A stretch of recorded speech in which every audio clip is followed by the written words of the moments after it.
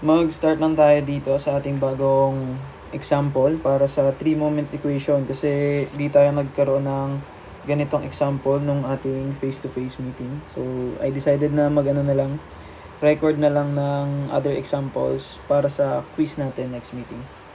Okay, so dito, ano yung pinagkaiba niya dun sa iba nating mga ginawa last meeting? So, ito is meron tayong triangular load na continuous simula sa first span ng beam hanggang sa second span ng beam. Okay, so 3-moment equation to. Okay, sinulat ko na rin yung ating 3-moment equation dito sa baba. Ito. Yan. Tapos, ang mga hinahanap natin is reaction sa B, moment sa B, reaction kay A, at reaction sa C. Okay, so madali lang naman din to. Pareho lang yung ating process ng pag-solve katulad ng mga ginagawa natin last time. So, first is ina-isolate muna natin yung ating spans. So, unahin ko muna yung nandito sa L1. Ayan.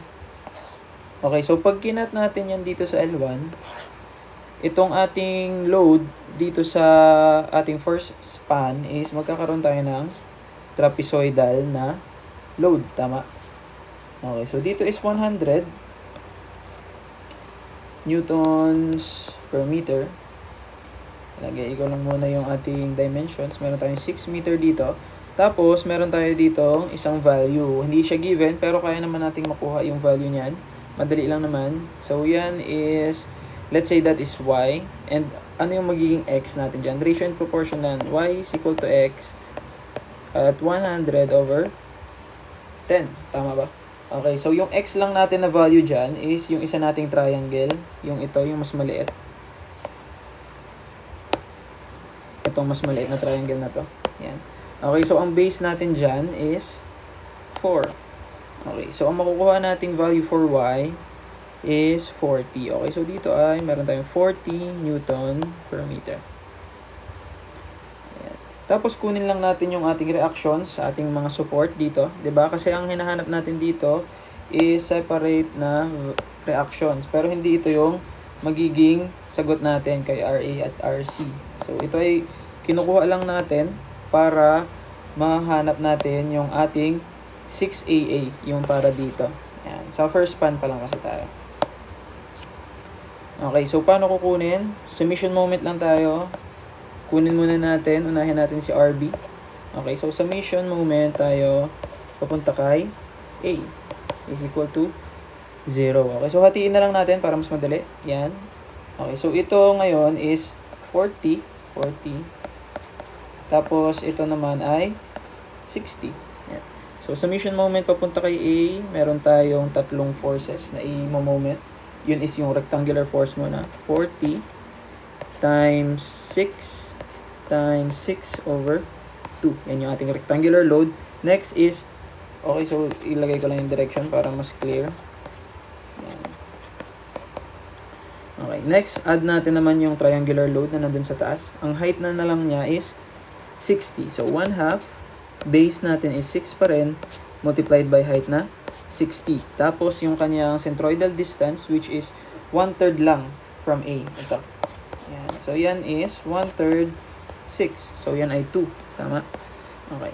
Tapos, equal na yan sa ating reaction kay B, multiplied by its perpendicular distance na 6. Okay. So, RB is equal to, wait, kunin nga natin dito.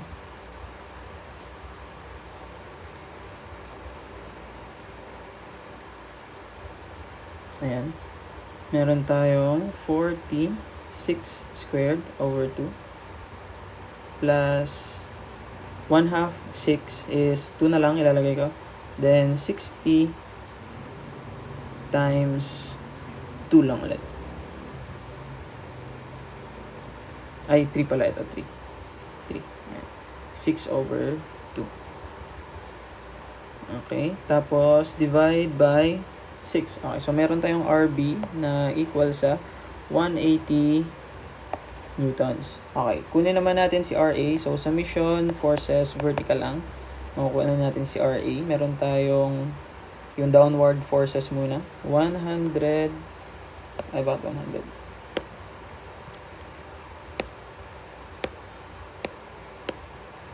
Yung ating 40 times 6 at add natin yung ating 1/2 base 6 times height na 60 minus 180. So this is equal to RA, and RA is equal to,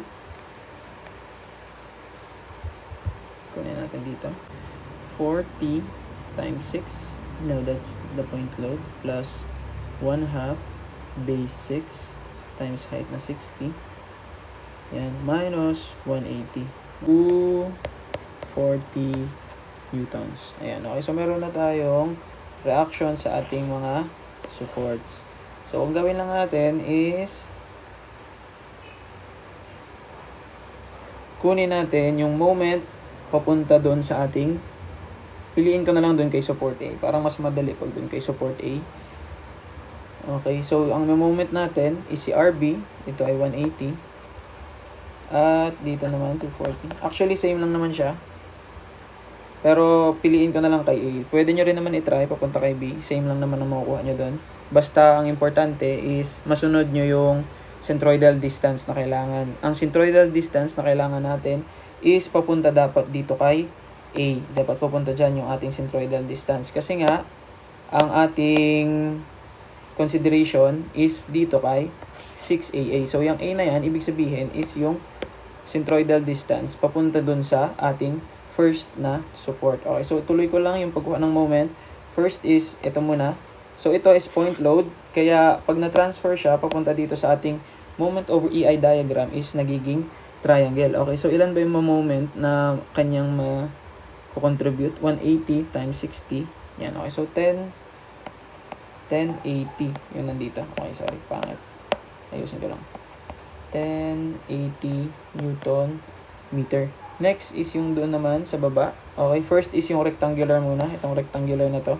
So, yan ay 0 degrees. So, kapag napunta yan sa ating moment over EI diagram, okay, sa shear muna. So, pag shear, magiging ano siya?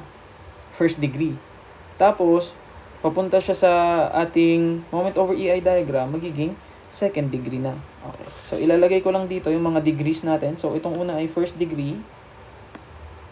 Yan, first degree. Then, ito ay second degree. Kunin natin yung kanyang value ng moment sa dulo. Okay, so ang ginawa ko lang ay yung katulad ng ginagawa natin ang rotation niya kasi ay papunta doon.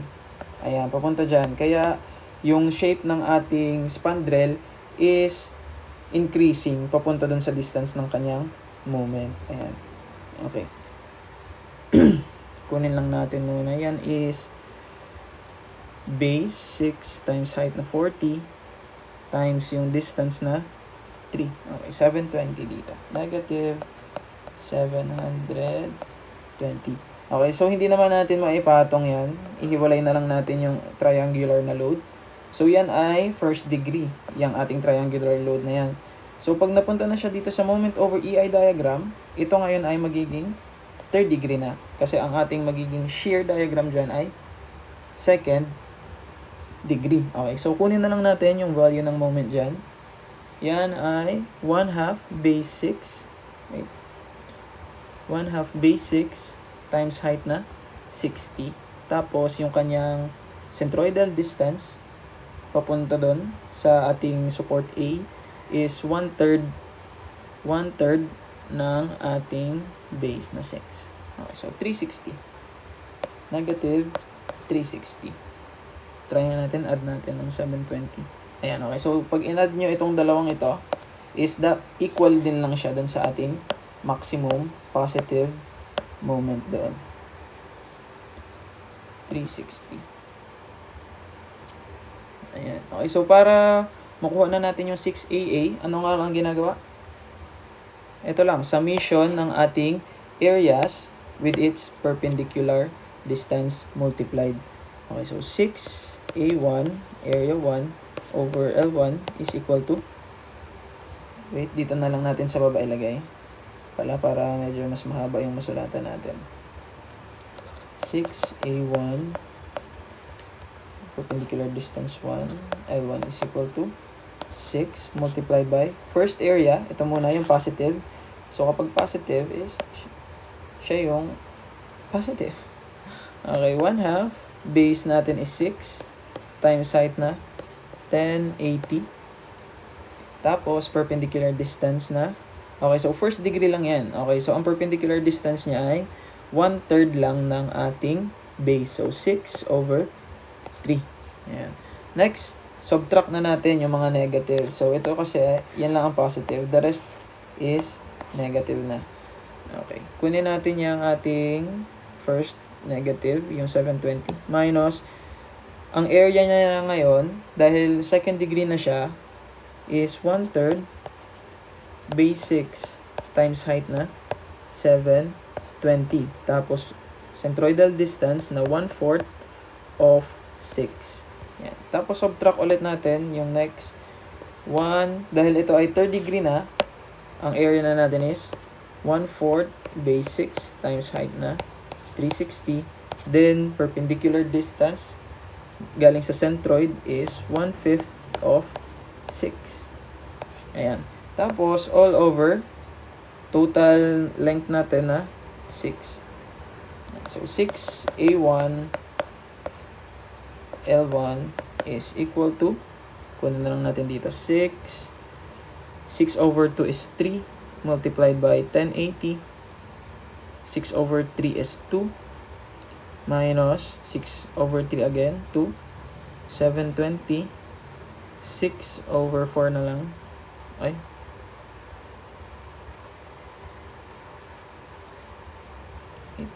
Yan. 2. Then 6/4 minus yung next natin. Meron na rin tayong 6/4. 360. Then 6/5. Ayan. All over 6. Ayan.